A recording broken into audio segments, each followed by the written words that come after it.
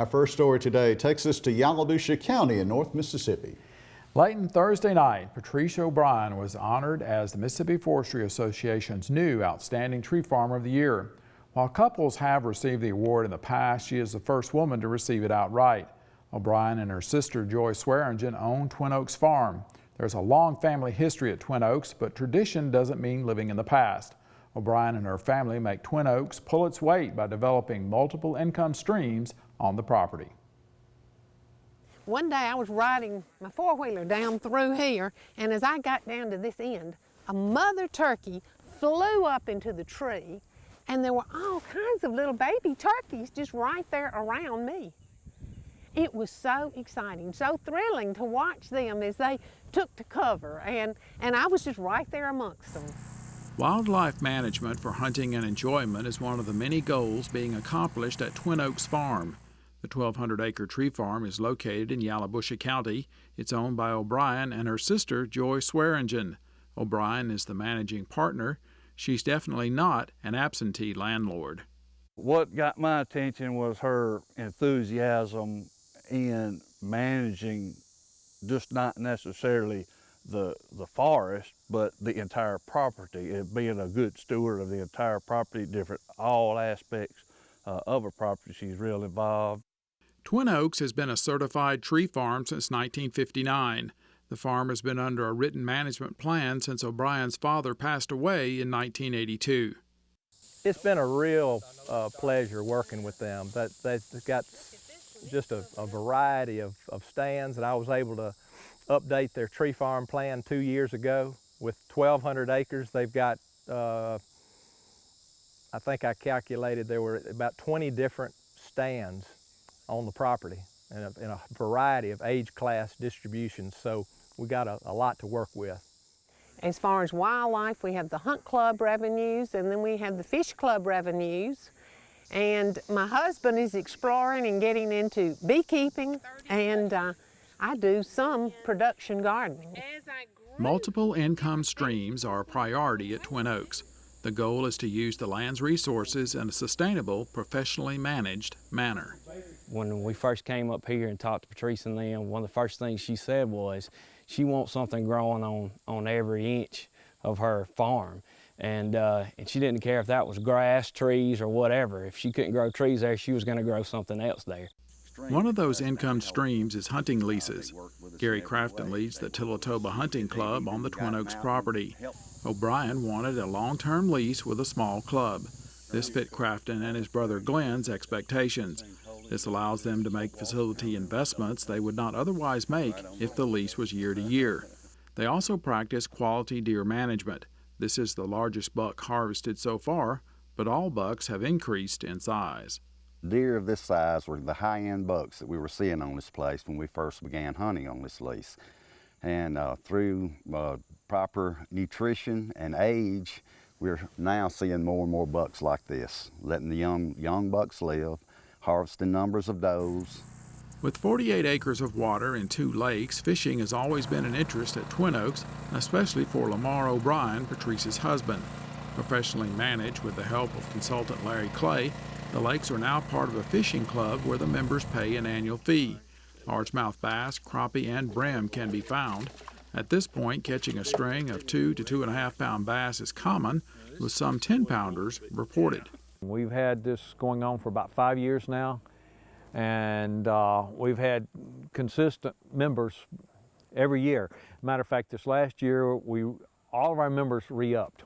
I've been encouraged by it. This one in particular with the shad take, like I said, we put them in about 3 years ago.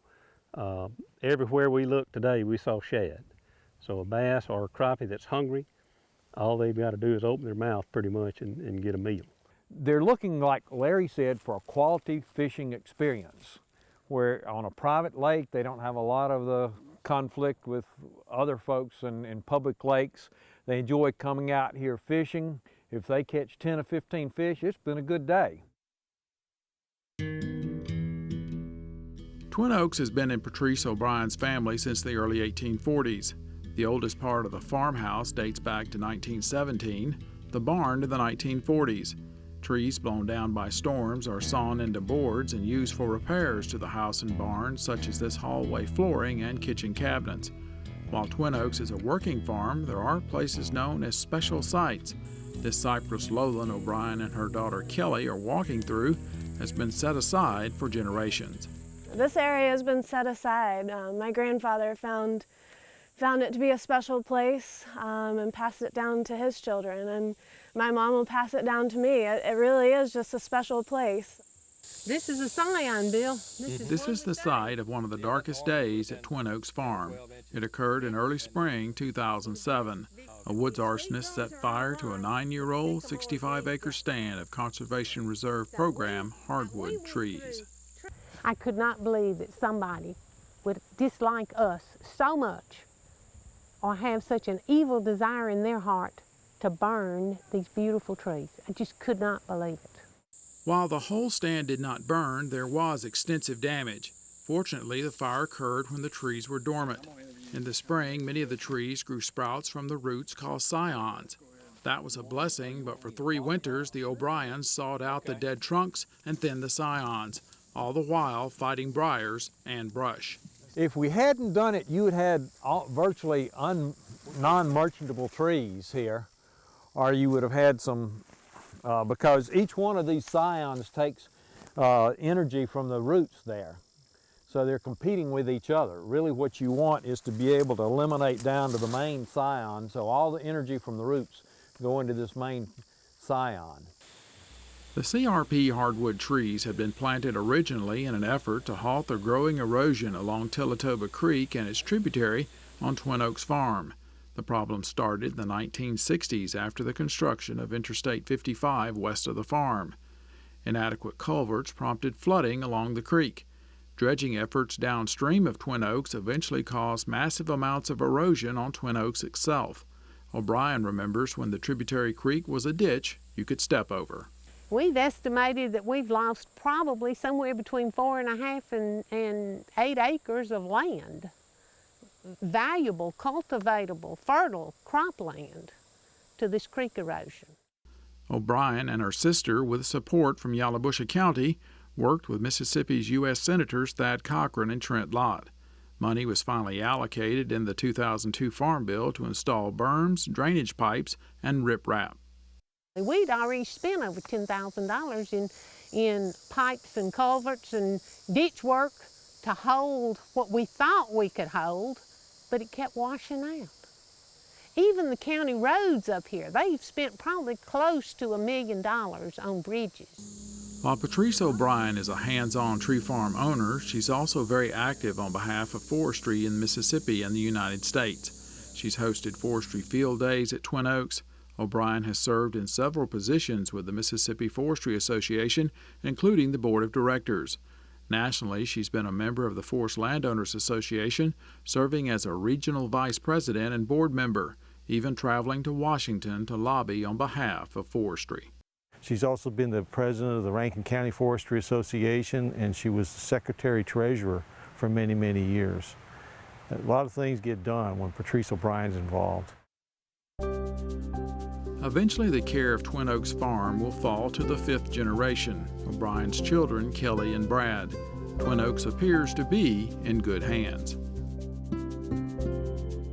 But there's something about having a place to call home and having a piece of property that's your own, not just a house, but land to tend and a garden to grow and fresh tomatoes on the table. And it's hard to imagine life without Twin Oaks, finding your peaceful spot.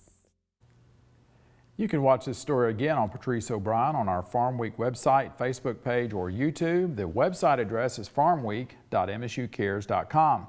If you're interested in managing your land for timber and wildlife, you can get in touch with the Mississippi State University Extension Service or the Mississippi Forestry Commission. The Natural Resources Conservation Service of the U.S. Department of Agriculture is another good place to start. Get in touch with the Mississippi Forestry Association as well. The MFA can get you in touch then also with your county forestry association. We'll have all this contact information on our Farm Week website and Facebook fan page. And Layton, it was a joy to go visit the place. Now, you know, this is not an overnight success. They've been working on this since 1982. You can tell it's, so keep that in mind when you're thinking, oh, I could never do that. Get a written plan and start. And there is lots of good information out there from government agencies.